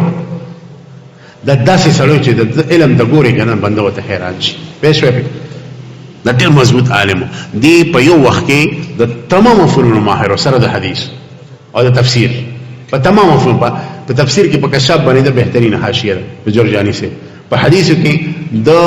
د مشکات شرح لیکل حقیقت اور پس راشه په کلام کې هو نشر مواقف اته جل کې د کتاب دی په نحوه کې صرف میر دی او نه میر دی هغه د کتابونه دي په رضی باندې د حاشیه د شریفیه نو په هر علم کې او کامله دستګاه دی صلی الله په منطقو کې ماهر په دې منطقو یو کتاب د شرح المطالع سره دا کتاب د قطبی والے لیکل چې دا قطبی تاسو په څلورمه درجه کې وایي کنه علامه قطب الدین رازی دې لیکل سره مې شرح المطالع د دې متن چې د مطالع الاسرار د علامه اورموی لیکل دي بیا په شرح دولی کې قطب الدین رازی دا شرح المطالع مغلق کتاب د بدر او جلو کې د منطقو کې د شپاړه سپیره ویری سو بیرل شپاړه سپیره پېښه او نن تاسو د شته منطق تم شاکوي د صرف دا یو کتاب او ګرځیدل اور پسې کم زیاتو دی لاړو خراسان ته امام قطب الدین شارح پسې هغه ته حضرت تعالی شرح لیکل شرح المطالع داستانه ویل غواړم ما د نور خلکو نه کتاب ویل خو زم چستانه ویل وې دې دونه بډاو د روزي داسې راوندي شوی د روزي داسې چته کړی داس دسترګونو وته چې بچی ته ما حال ته ګوره زه خو ډېر کمزوري شوم ټیک دا کتاب ما لیکلی دی خو ګوره منطق د الله زور غواړي دا د ځانه شم ویل البته تعالی یو مشوره در کوم مصر ته بلار شي زمانه او شاګرد مبارک شاه دغه نه مدا کتاب ولولې دغه نه مدا نو خطي ولولې کو نو مبارک شاه په مصر کې مشهور مدرس لوی خلک به په درس کې کېناست اته خط خو اوه کولې به دا زموږ استاد محترم خط ټیک دا زموږ استاد ویلي مدرسه کې زین نشته خو دا په وجه داخله در کوم خو دوه شرط وي یو دا چې اغه ګټ کې بکینی مخکې باندې کینی او دویم شرط دا چې سوال باندې کې خو طالبانو اعتراضونه کول کو ته سوال کې وخت بځای کی سوال باندې کې او ګټ کې بکینی دوی ډیره خدای جرجانی سي وته اته سپته وشه دا مرغلا د مدرسې یو د مبارک شاه صاحب دا کور د مدرسې سره خوا کې وو نو بار چې کوم نه د خپل کمره کې د امام جرجانی صاحب تقریر کوو نو اولی د متن مطالع الاسرار تقریر کو چې مطالع الاسرار ولدل په دې مسله کې دا وایي به باغی باندې اعتراض وکړي چې دا خبره د غلطه کړې په دلایل د مصنف خبره غلطه کړه به وی امام قطب الدین سے بشر مطالعه کې دا وایي دا خبره تقریر کې بیا د دلایل پرانا کې دا خبره غلطه ده په دلایل خبره اوس دا سه لګیا دی او ته شاته اصولار دی بیا وی زموږ استاد دا خبره وکړه خو دې کې دې خبره کې دلته مسقم نه کمزوري ده پکې او چې دا خبره وره ده کنه چې سبا شو دته وي مرګري دی خراشه ته شاته مکه نه مخه ته کې ته دې قابل نه دي شاته کې ته خو دې درس مرغلره هیري زما مخه ته کې نه او سونه اعتراضات چې لړ کې راځي را باندې کوا زه په ټول وخت تعالی درکو شپارس کله دې سړي شر مطالعه ویلي اولئک ابای فجینی بمثلهم اذا جمعتنا یا جرير المجامع پېښه به دا زمونږ پلار نکوه او د خلکو چې کوم دي د علومو کې دونه نن زباله تیلو میلو پیدا کړی خلک چې دي ریارینو او د کجور والا دې موږ ته دا خلک پرې بيدا پرې لکه دا خلک موږ څنګه پرې دا جبال العلم دا علم دا سمندرونه موږ څنګه پرې چې دې موږ رسول الله صلی الله علیه وسلم دا مبارک شریعت په مبرهنه طریقه را رسول بيدا پرې دا ټول بدعتيان زبته ان شاء الله ورس مستقل په دې درس کوم سبا بل سو مجلس کې چې نن سبا لا مذهبي چری هغه تمام اهل سنت اهل بدعت وایي دا امام ابن جرير تبرين والا الى يومنا هذا حافظ ابن حجر بدر عيني ملا لقاري سنه جبل العلم چې دا ټول اهل بدعت دي بدا یوم سینو دا ټول بدعتيانو کې شمال علامه قسطلاني علامه هیتمی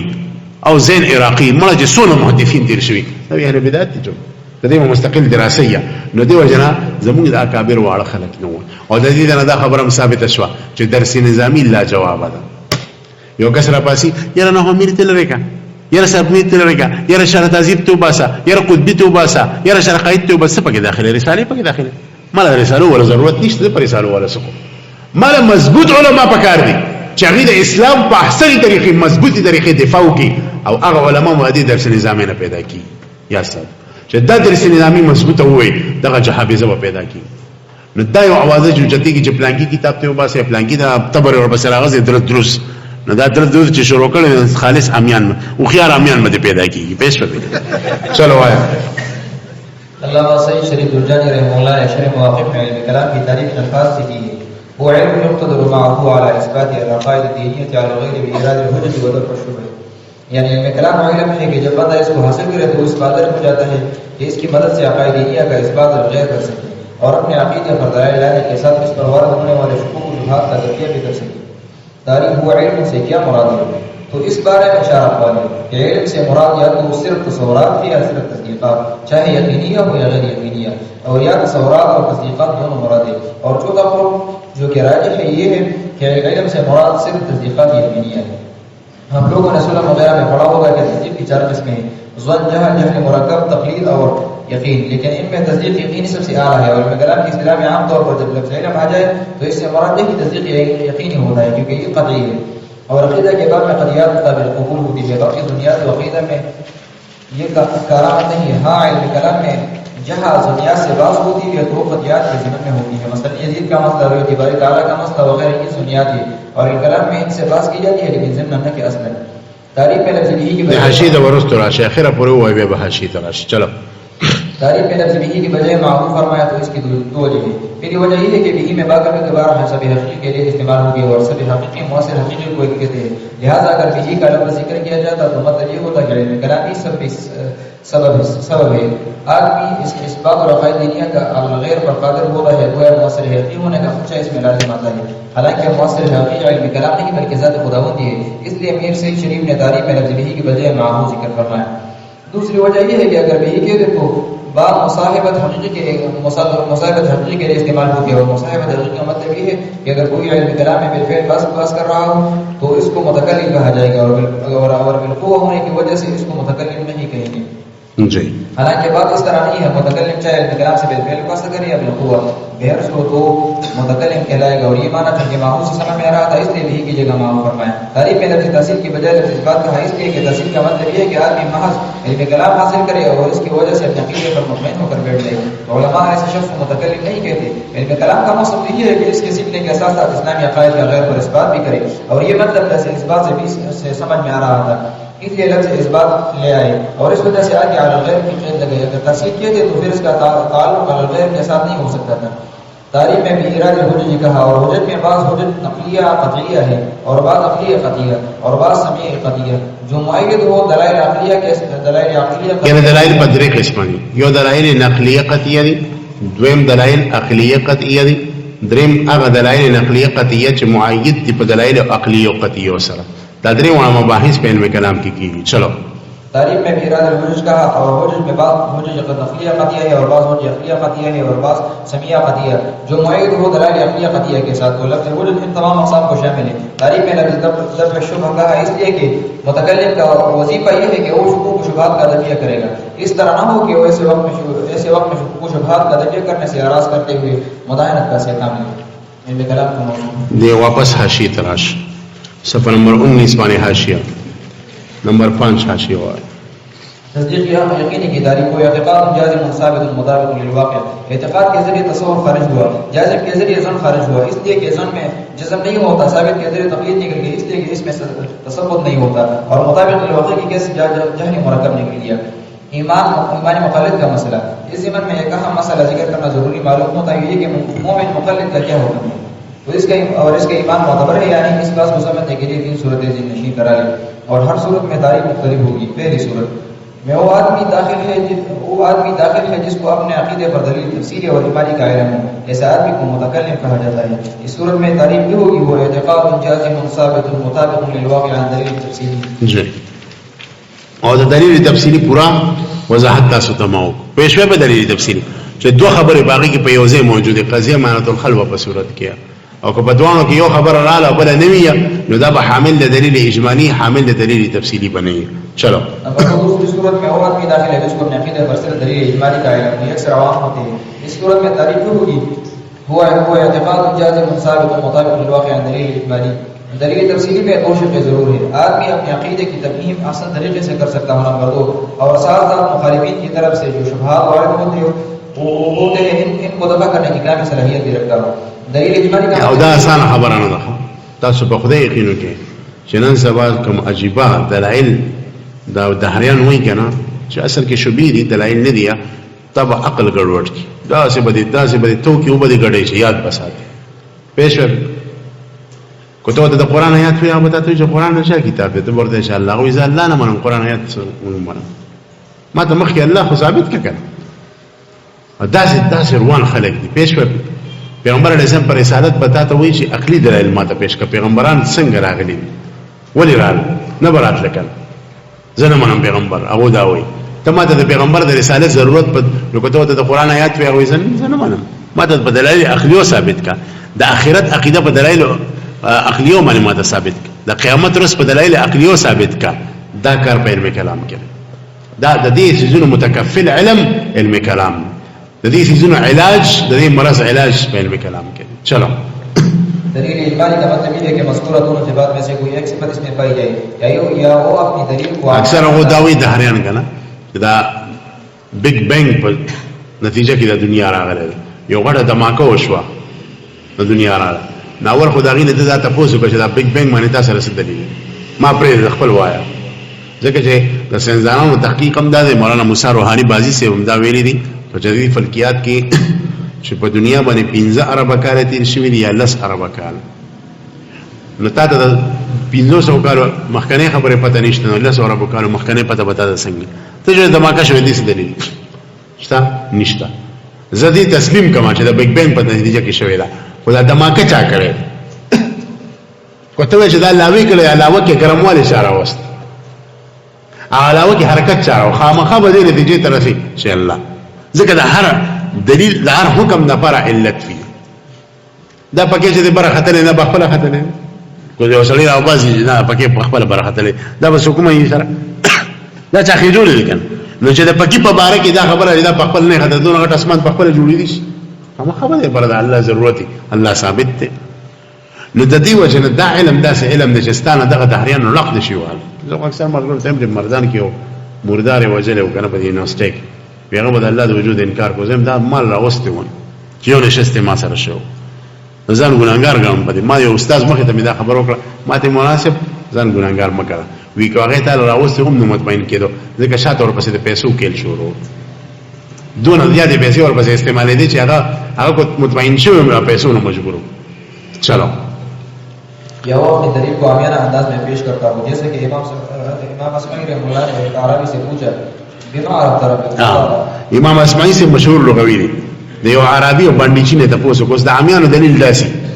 لکه دیو زمیدار نه تاسو کو داسي وای بما عرفت ربک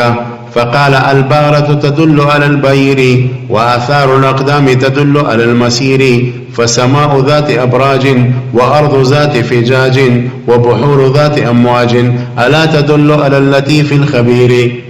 نشلا دلیل ویلے دیکھا سوئی یعنی مینگ جب پڑی ہو تو یہ اونٹ کا پتہ دیتی ہے اور قدموں کے نشانات چلنے والے کی خبر دے دنگر کی قدم نوری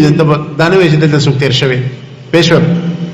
نو اور قدموں کے نشانات چلنے والے کی خبر دیتے ہیں اسی طرح یہ برج والا آسمان اور یہ کلے راستوں والی زمین کیا علیم اور قدیر ذات پر دلالت نہیں کرے گی دا دون غټ اسمان لس عربه کاله تیر چې یو ټوکړه پکې زړه شوی یره کته چې داخله خلرګي ولګي نو 1500 کاله پس خو بزول شي ها او دا وګوره لس عربه کاله به تیر شي یو ټوکړه پکې را پریوته زړه شوی د مرمت لشه د پرشتي راغلي پېښ او یا چرته د شپې 2 بجې رد راغلي یا د شپې د دې ټیم کې شپه لا سره راغلي د شپې 2 بجې شوی نظام دونه په منسق مرتب انداز باندې څوک چلے دا دلایل دی الله د ذات کنه چلو تیسری صورت میں وہ آدمی داخل ہے جو صرف کلمہ گو اس کے پاس اپنے عقیدے پر کسی قسم کی دلیل نہ ہو یعنی نہ تفسیر اور نہ اجمالی اس کو مومن مقلد کہتے ہیں اس صورت میں یہ تعریف یہ ہوگی وہ اعتقاد جازم مطابق تاسو غره په دې تعریف کې ثابت نشته ولې تقلید هم دي استدي ولې دغه مقلد دی او ان دلیل هم دي استدي دلیل تفسیری اجمالی دوه هم دي استدي چلو مومن مقلد کے بارے میں معتزلہ کی رائے یہ ہے کہ یہ کافر ہے کہ یہ سنت فرماتے ہیں کہ مومن مقلد مسلمان ہے پھر آگے تفصیل یہ ہے کہ اگر اس میں دلیل طلب کرنے کی صلاحیت موجود ہے لیکن اس کو طلب نہیں کرتا تو اس صورت میں یہ مومن مقلد عاصی ہے یعنی گناہگار مومن دی ښه چې سره په خپل عقیده دلیل نه چلو اور اگر اس مسئلے سے دلیل طلب کرنے کی صلاحیت نہیں ہے تو پھر مومن مقلد غیر عاصی ہے اور معتزلہ کی بات غلط ہے اس لیے کہ آپ صلی اللہ علیہ وسلم کے زمانے میں اکثر عربی لوگ مسلمان ہوئے دلیل بداوی چې د پیغمبر علیه السلام په زمانه کې ډېر حضرات داسې مسلمانان شوي چې هغې د شله پورې شمارم نه ورتله 20 پورې شمارم نه ورتله او هغې به صرف کلمه ووایي او پیغمبر علیه السلام ته دلیل نه دی طلب کړی چې تا سره به الله پاک په وحدانیت څه دلیل دی زما پر رسالت سره او بس مسلمان شو نو چې د هغو د اسلام صرف د محض کلمې په وجه باندې معتبر ګڼل دی د دې خبرې دلیل دی چې مؤمن مقلد به مسلمان یې پېښه به خبره کوم چلو اس لیے کہ آپ صلی اللہ علیہ وسلم کے زمانے میں اکثر عربی مسلمان ہوئے ہیں جن کی تک نہیں آتی تھی لیکن مسکلمہ پڑھ کر آپ صلی اللہ علیہ وسلم نے مسلمان گردان تھے تو معلوم ہوا کہ مومن مقلد کا ایمان معتبر ہے چلو علم کلام کا موضوع خلی علم کلام موضوع علم کلام د مختلف نمونو نمونگ فارغ شو د علم کلام د خپل معناس تعریف ته مونږه فارغ شو او درخواست ده دې کلک تکرار وتا سو کې درې خبره د علم کلام موضوع د علم کلام په موضوع کې درې اقوال دي یو قول پکې دا دی چې علم کلام موضوع المعلوم من حيث يتعلق به اثبات العقائد الدينيه تعلقا قريبا او بعيدا المعلوم من حيث يتعلق به اثبات العقائد الدينيه تعلقا قريبا او بعيدا چې د دې موضوع هغه معلوم دی چې هغه سره د اسلامي عقاید او د معلوم سره تعلق وي دا سی معلوم دا سی خبره چې هغه خبرې سره د اسلام د عقاید تعلق وي برابر خبره د اسلام د خبره تعلق سره تعلق قریبی یا بعیدی نو دا به علمی کلام موضوعي بس پېښه به دا مطلق معلوم نه مطلق موجود نه بلکې هغه معلوم او موجود چې د اسلامي عقیده وسره تعلق قریبه مثال لاسي لکه یو معلوم و دا وجد الله تعالی ذات ثابت دی الله یو صفت حیات دویم قدرت دریم علم دې سلورم اراده پنځم سم اشوغم بصر هم کلامتم تکوین دا داسي معلوم دی اوس چې دې سره ډاري د عقیده تعلق دی نو دا صفات چې د علمي کلام موضوع شو صحیح ها تعلق بعیده سمانا چې ډاري خو هغه د عقیده سره تعلق نه ساتي خو هغه یو پولی دا هغه چې هغه پول ته وتړي نه هغه په ذریعہ سره به اسلامي عقیده ته ورسي لکه د دې آسان مثال لاسه دی د فلسفه را ایدادا چې د تمام موجوداتو او د اجسام ترکیب د هیولې د صورت جسمیه نشوي دا د فلسفه غلط عقیده ده مثلا دا پکې دی د دې پکې د پر یو موهوم ذهني محل او د دې پکې د صورت جسمیه پکې حلول کړي دي یعنی د طول عرض او مخ پکې ورننوته دي نو دې چې کوم خیالي محل نه هغه د پر هیوله ماده ته وي اصل ته وي خبره باندې بهش وګنه او دا چې کوم موجود پکې ورننوته وي دا جسم یا صورت جسمیه ده چې کوم بغیر د حلول معتبر کې جسم ده چې حلول سره معتبر کې صورت جسمیه ده تاسو په ویلي هدایت الحکمت وغیرہ کې موین الفلسفه کې نو اوس د اجسام ترکیب د فلسفه د یونان پریز باندې د هیولین صورت جسمیه ده نو دغه څه خرابې شته په ظاهر خو نه ښکاری خرابې پکې شته هغه دا چې هغه هیوله قدیمه ګڼي هغه یې چې الله قدیم دی د هیولم قدیمه ده نو کو هغه دا خبره کړې وي چې د اجسام ترکیب د هیولین صورت جسمیه شوی دی خدا هیوله الله پیدا کړی بیا خو پکې څه باک نه بیا کومه منلې وسه خبره پکې نه و مثلا ذاتی دشمنی هغه انسان نه لرو خرابې دې کې پیدا شو چې هغه دا وایي چې دا هیولم ثابت ده لیکن دا قدیمه ده څنګه چې د الله ذات قدیم نه فنا په چته نور غل نه براشي په هیولم پنا نور غل نه براشي دا خو شرک شو د دې وجنه متکلمین اهل اسلام د هیولي مخالفت وکړه او بدلایل دا رد کړه او د دې په مقابله کې د اجسام ترکیبي د اټم نه وګڼو پېښوي چې جزء لا يتجزا ورته وي جوهر فرد ورته وي او د متکلمین رائے دا چې د اجسام ترکیب د وړو اټم نشوي دا هغه اټم نه چې کوم سوا سنځدانان یا دي هغه چې د سنځدانانو د متکلمین قول مس کې فرق دی ځکه چې نن سوا سنځدانان په اټم کې دنه درې شیزونه نور ثابت دي تاسو په دا پته یې څه ثابت دی کوم پکې توه نیوټن پروټون او الکترون دا خبره اوس د دې غلطه ده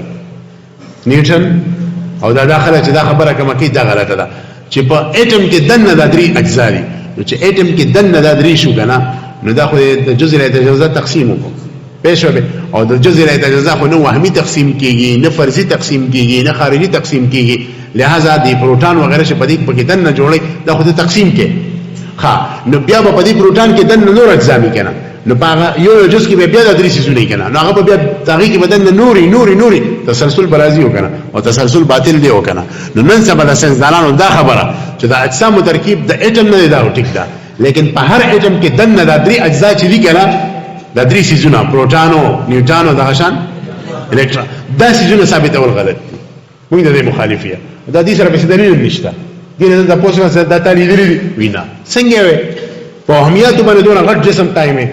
پېښه به په اهمیت خو جسم نه قائميږي مونږ ته وایي د جزء لا تجزا د پاسه دلایل دي د دې قرآن هم دلایل ومزقناه كل ممزق دا د قرآن به دلیل پېښه به او متکلمین په کتابونو لیکي چنانچه محب الله بهاری سے په اثبات د جزء لا يتجزا کې صاحب د سلم رو رساله لیکل نور متکلمین او حضرات هم لیکل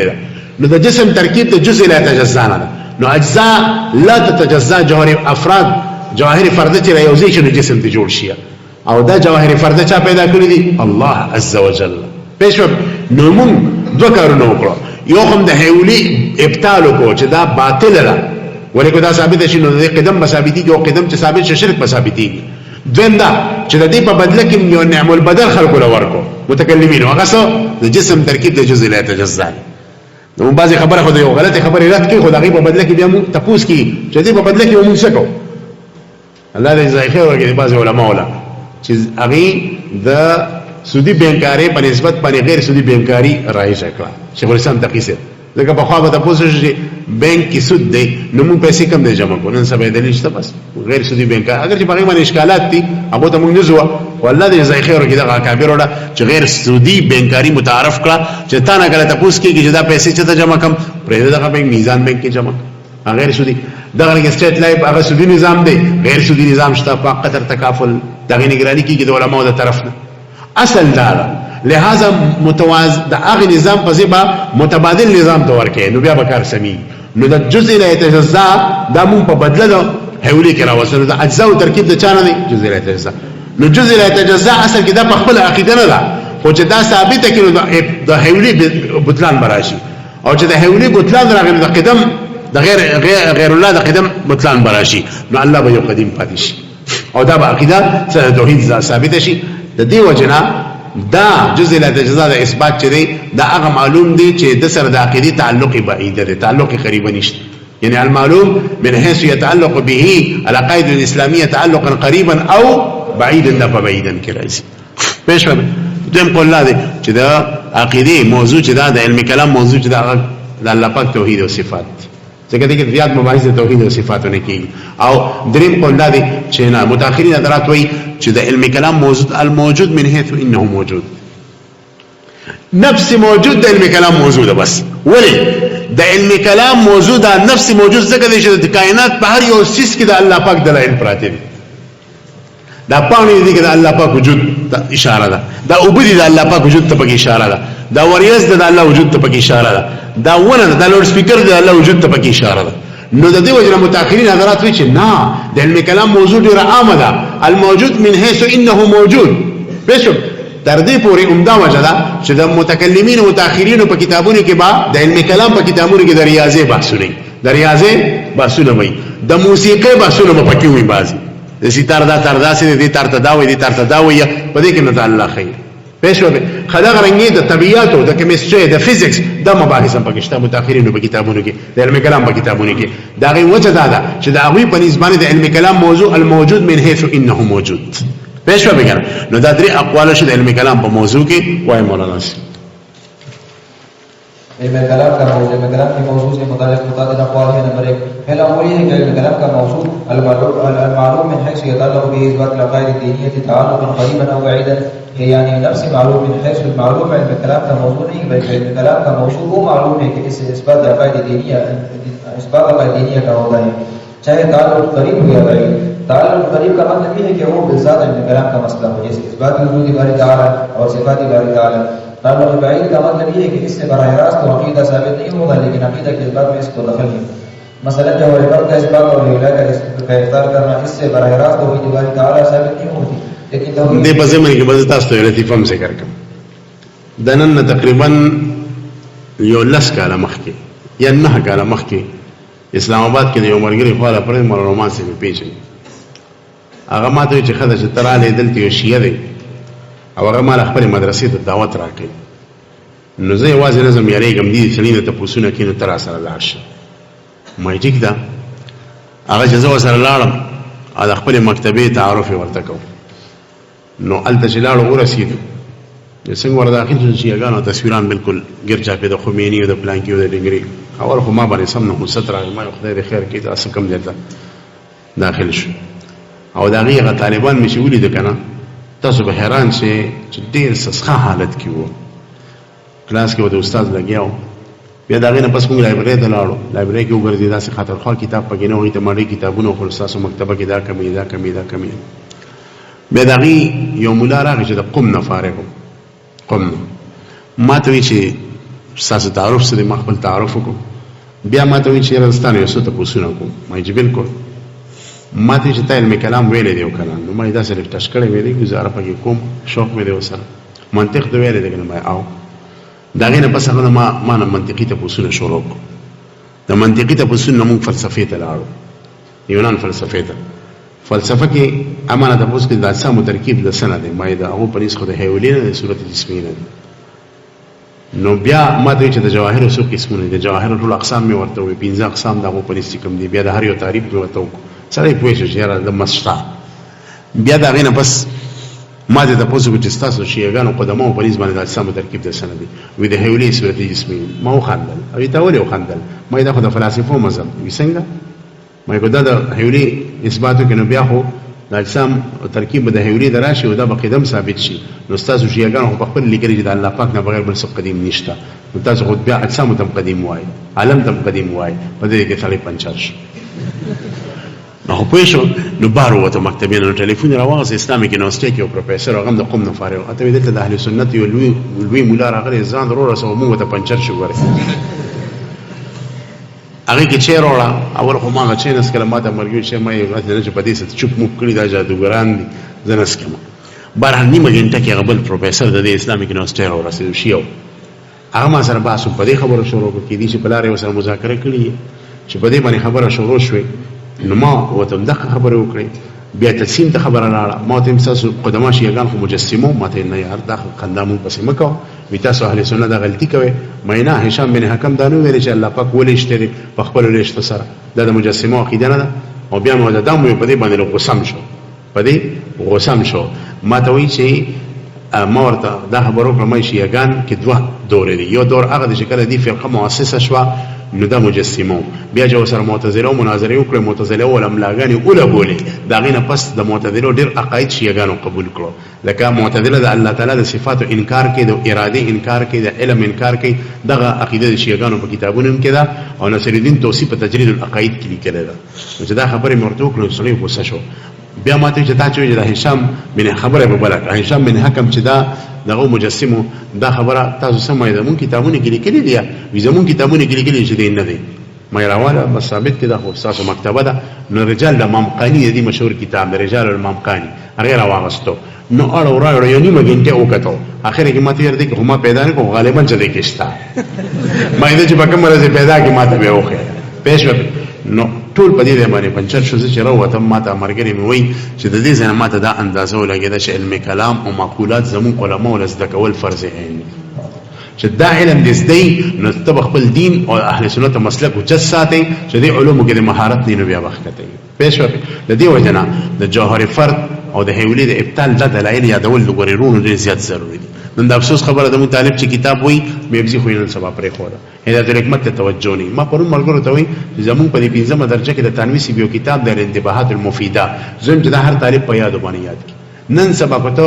خارج کې کار کې د دین او د اسلام خدمت د ملک نه بار نو الانتباهات المفیده ستا په جواب باندې پروت پکار البته د اسلام دفاع کوي چلو इससे बरकरार तौहीद बारी ताला साबित नहीं होती लेकिन तौहीद बारी ताला के इस्बात में इसको दखल जरूर है भाई माना कि अगर हम जौहर फर्द का इस्बात न करें तो हुइला साबित होगा जैसा कि फलसफा का मसला है जी और जब हुइला साबित हो जाए तो आलम कदीम हो जाएगा और आलम के कदीम से ताल्लुक मुतमा लाजिम आता है तौहीद बारी ताला का इस्बात न हो सकेगा नंबर 2 दूसरा मौजूद है कि इल्म कलाम का मौसूल बारी ताला है फकत या अल्लाह अनवर का कौल है जिन्होंने इमाम राज़ी मुल्ला की किताब की तफसीर की है उन्होंने हिंदुस्तान में हैदराबाद के करीब गुलबर्गा इलाके में असबाब पढ़े इस वजह से इनकी तरफ हिंदी की निस्बत भी की जाती है फरमाते हैं कि इल्म कलाम के जितने भी मसाइल ज़ाती बारे ताला के इल्म के होते हैं मसलन तौहीद वजूदी बारे ताला की और इस्बाती सिफाती बारे ताला की इसी तरह रिसालत इस्बात आखिरत इस्बात आखिर वगैरह नंबर 3 तीसरा कौल हुज्जत इस्लाम इमाम गज़ाली रहमहुल्लाह और दीगर मुतक़द्दिमीन का है कि इल्म कलाम का मौजूद अल मौजूद मिन हैसु हुवा व गैर मुक़य्यद बिशै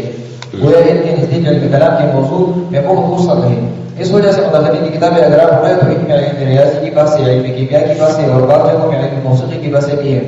और ये सब मौजूदात है लिहाजा इल्म कलाम में अगर मालूम से बात की जाए तो ये इल्म कलाम का मौजू से खारिज नहीं होगी इल्म कलाम का फ़ायदा होगा जी علم کلام فائدہ صدا چې دا علم یو عالم وي دا علم سوزدکی نو ډېر فائدې یو غټه فائدہ دا چې د خپل دین نه په بهترین طریقې سره ته دفاع کوي او تا خپل سینې روح کې د خپل دین دفاع وکړي پېښ یو غټه فائدہ پیدا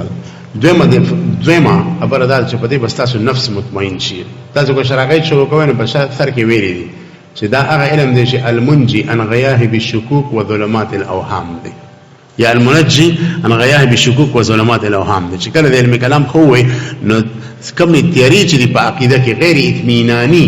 نو هغه بستانه لري کې واستو په خپل عقیده زړه مطمئن شي دا د زړه اطمینان به غټ دولت دی یو طرف ته وتا سره په اربو روپۍ خو چې زړه دې مطمئن ته غریبي پېښه او تا سره د پتن صرف جامې بندي هیڅ د سره نه خو چې زړه د خپل ایمان او په دین باندې مطمئن دی ستانه کامل مؤمن نشته او د زړه غنا چې ده او د زړه اطمینان په څه حاصلېږي په علم کلام ځکه د دې تعریف دی المنجي ان غیاه بالشکوک د تور او تیرونو مدا علم تعالی نجات درکې و ظلمات الاوهام او د وهمونو د تیرونو ممتلئ نجات درکې نو د علم کلام یو هم فائدہ ده چې ستا ضمیر به مطمئن او ته ځان خغنی ځان به اعلی غنو او په جهل مرکب په طریقې سره نه په تخیل په طریقې سره پېښ د علم کلام یو فائدہ ده دویمه فائدہ ده چې د تیرونو مخالک رو بس مثال به حجت الاسلام مولانا قاسم نانوتی صاحب کو نه وي نو په هندستان کې د پادریانو غلبه پته نشته چې موږ مسلمانان یو کنه به پېښ د هغه په هغه مباحث په برکت سره من الله پاک اسلام له قوام ورکړي د مضبوطی ورکړي نو بل لبا اسلام ستا په وجه بخوريږي او الله پاک په دې کې چې کم دی رڼا راولي او یو هم پیدا ده چې د علوم تاسیس پکې علوم چې کم دی مضبوط کیږي د دې چې علم کلام نه مضبوطي نور علوم خو د دې نه پیدا کیږي نور علوم په خپل مضبوطي کې د ډي پی سي ده چې ډي پی سي او بنیاد څونه مضبوط وي کله ست ته جوړه په شل چته په جوړه کو 50 چته جوړه پېښ په کنه بیا نو ده فائدہ ده او دې دلته ما کتاب کې مې فائدہ ذکر کړی ده چې علامه عزت الدین والمله سره دې فائدې ته اشاره کړې ده مالک تفصیل سره ذکر کړی ده د نور علوم او د علم کلام په منځ کې فرق څه دی امام ابو طالب مکی صاحب په دې باندې بحث کړی دی هغه چې د نور علوم او د علم کلام په منځ کې بحث دا دی چې ګوره علوم باندې ان الاختلاف في سائر العلوم ظاهره رحمت نور علوم کې اختلاف رحمت دی فقه کې اختلاف رحمت دی کنه فقه کې د امام شافعي صاحب د امام ابو حنیفه صاحب د امام احمد امام مالک صاحب د اختلاف سره رحمت دی نو وی ان الاختلاف في سائر العلوم الظاهره رحمت بينما الاختلاف في اصول التوحيد ضلاله وبدعه لیکن په عقیده کې اختلاف ضلالت او گمراهی ده نو دا د نور علوم او د علم کلام په منځ کې فرق شو دویم فرق پکې دا دی چې ان الخطا في علوم الظاهره مغفور وربما اجر المخطئ اذا اجتهد چې نور علوم کې غلطي وکي نه هغه پکې تانه غلطي مغفوره ده او کې دي شي تا د اجر ملوي شي ځکه مجتهد مخطئ تم دو اجر ملاوي خو خبره د عقیده کې نه چلیږي اما الخطا في علم التوحيد فيؤدي الى الكفر ربما چې په عقیده کې د خطا وکړه نو دا به کفر کړي د ورزي نو دا فرق شته نور علوم او د علم کلام په منځ کې دویم او دریم فرق دا دی دریم فرق چې ګوره ان العلم بالله تعالی عوض من كل العلوم دا علم کلام چې دی وي دا څه شو چې ټول علوم دی وي علم کلام چې دی وي دا څه شو چې ټول علوم نو دا عوض وګرځیدو وليس في سائر العلوم عوض من العلم بالله عز وجل او دا تمام دنیا علوم اوایا او چې علم کلام دی نه ویل نو ګورستازي مخلاص نه علم کلام دی وای زموږ خلاصې دی ممکن ده خو چې تمام علوم او علم کلام دی نه ویل لازم ده خلاصيږي ابو طالب مکی صاحب چې کوم ده درې فرقه بیان کړی د علم کلام او نور علوم په منځ کې او دلته ما په کتاب کې یو فائدہ دلته بیان کړی ده چې ګور علم کلام کا فائدہ او غایه الترقي من حزيز التقليد الى ذروه الايقان وإرشاد المسترشدين بإزاء الحجة لهم وإلزام المعاندين بإقامة الحجة عليهم وحفظ قواعد الدين أن تزلزلها شبه المبتلين وأن تبتلى عليها العلوم الشرعية يعني تقلید کی پستی اسے نکل کر ایمان و ایقان کی چھوٹیوں پر چلنا اور دلائل کی وضاحت کے ساتھ طالبین حق کی رہنمائی کرنا اور ٹھوس دلائل قائم کر کے معاندین کو مفہم اور لاجواب کرنا اسی طرح دین کے قواعد کو اہل باطل کے شبہات کے ساتھ متزلزل ہونے سے بچانا اسی وجہ سے علم کلام کے ماہر کو شکوک و شبہات پیش نہیں آ سکتے اس سے علم کلام شکوک کا علاج گورے دا امام پیرانی پیر عبدالقادر جیلانی سے نیو پیرا ناست یو پیرا دا سے ناست مراقبو اسمان کی وته رانا ظاهر شو چې رانا ظاهر شو ناواز ودراغ انی ان الله زستا خدایم نو چې دا وته داسي او بیا ورته وي زستا خدایم او عبدالقادر ته ډېر عبادتونه وکړو منځونه دی وکړو تهجد بس کی تعالی ما چټي درکا نور یو منځونه کې نور یو تهجدونه کې بس تا دا ذکر تهجد دی استاد ذکر منځ اجه دا څه وکړه رانا وته आवाज راغوي اخسا کورشه شیطانی ته شیطان ته خدای نشي کېدای دروځنه پېښو به او کورش پیغمبر علیه السلام الله پاک د عبادت ته مستثنا کړل نه پکې هم شما سیم زما سه حیثیت ته نو اگر انا په بدبودار تیار کې بدل شو په تخته وایي دا څنګه یو سوره بس بیا د مراقبه بیا رانا ظاهر شو او د توي عبدالقادر ابل رز د علم په زور پیجندم ورنا د تبای کړي ته مې چولې غر کړي مې نو دی ورته بیا دو کرا کې خورشا د علم په زور نه د الله په فضل مې او پیژن پېښه بګن نو بیا لار دلته خو عوام وایي چې دا امام غزالی سے څنګه پیژند چې دا خدای نه دی او دا شیطان دی. نو عوامي دلایل خو دغه دي چې کوم تاسو ته مو وایي چې هغه ته وایي چې مزبه کوه نه هغه ته چې پیغمبر علیه السلام د مزد نه مستثنا کړي، لیکن دلته یو علمي دلیل دی. هغه د رڼا ظاهره شو بدوانو پیرو باندې هغه اندازه ولګیدا چې دا رڼا مکیفه ده او کیفیت ولا رڼا د اجسام خاصه کیدی شي والله دا جسم اپوی شي دا شیطان دی خدای نه دی. نو د علم کلام په زور باندې د اندازه ولګیدا چې دا خدای نشي کېږي. علم کلام مبارک علم دی وکنه. نو چې متکلم عالم له شیطان خپل را دي شل سوچ پکې چې را دې سړي له خپل وردم دی وزما دلایل ټول ماته. د دې وجه حدیث کې را دي مشکات کې ودا سو وای پیغمبر علیه السلام فرمای زه وایم دا حدیث د عوامو لپاره پیغمبر ویلي متکلم نه پاره نه. پیغمبر علیه السلام کله کله ودا د شیطان راشي دا ته وایي چې اسمان چا پیدا کړی الله زمکه چا پیدا کړی کې اطمینان هغه اصل کې تیار ده یو د کامل دلایل پرانا کې